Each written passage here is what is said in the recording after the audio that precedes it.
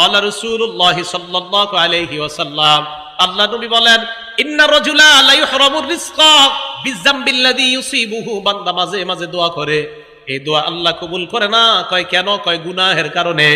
এবার আল্লাহ নবী বলেন, শোনো, তোমার যদি কোনো গুনাহ হয়ে যায়, এই গুনাহ থেকে পরিত্রাণের জন্য তাড়াতাড়ি আল্লাহর কাছে দোয়া করো, কারণ এই গুনাহের কারণে তোমার উপর কোনো গজব আসতে পারে। এই গজব যেন না আসে, দোয়ার মাধ্যমে তাড়াতাড়ি গজব তুমি ঠেকায় নাও। পরের বর্ণনায় আল্লাহ নবী বলেন, আদ-দুআউ লা ইউরাদ্দু, অথবা তাকদীরু লা ইউরাদ্দু ইল্লা বিদ-দুআ। এই হাদিসের মধ্যে আসছে লা ইউরাদ্দুল কদরু ইল্লা বিদ-দুআ। ভাগ্য পরিবর্তন কেউ করতে পারে না, তবে দোয়ার মাধ্যমে কিছু কিছু বিষয় ভাগ্য আল্লাহ পরিবর্তন করে দেয়। দোয়া করলে আল্লাহ ভাগ্য পরিবর্তন করে দেয়। ভাগ্য দুই প্রকার, একটা মুবরাম আর একটা মুআল্লাক। মুবরাম মানে হবেই, এটা যা বলবেন আপনি হবে, জন্ম কবে, মৃত্যু কবে, কি কবে, এইগুলা হবে, এটা মুবরাম। আর একটা মুআল্লাক, ঝুলন্ত আপনার ভাগ্যটা। এই মুআল্লাক যেটা, এটা আল্লাহ চাইলে আপনার দোয়ার মাধ্যমে পরিবর্তন করে দিতে পারেন।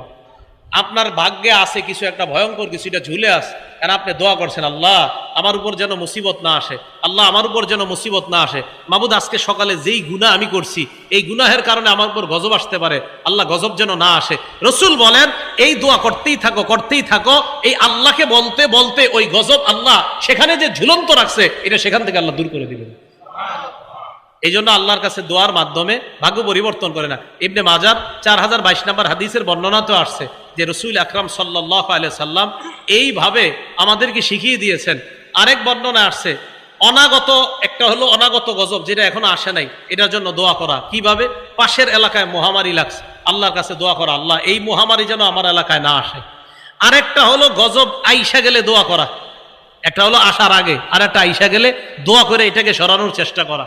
তিরমিজি শরীফের বর্ণনা 3571 নম্বর হাদিসের মধ্যে আসছে, ক্বালা রাসূলুল্লাহ সাল্লাল্লাহু আলাইহি ওয়াসাল্লাম, আল্লাহ নবী বলেন, মান ফুতিহা বিনকুম বাবুদ দুআ বাবুল মাসআলা।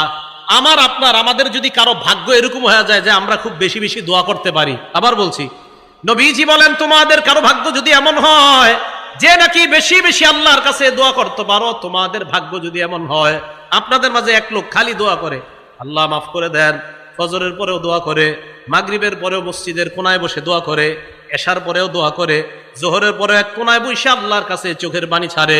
নবীজি বলেন, যে বেশি বেশি দোয়া করার অভ্যাস হয়ে যায়, ফুতিহা লাহু আবওয়াবুর রহমা, আল্লাহর রহমতের খাজানা তার জন্য খুলে দেওয়া হয়।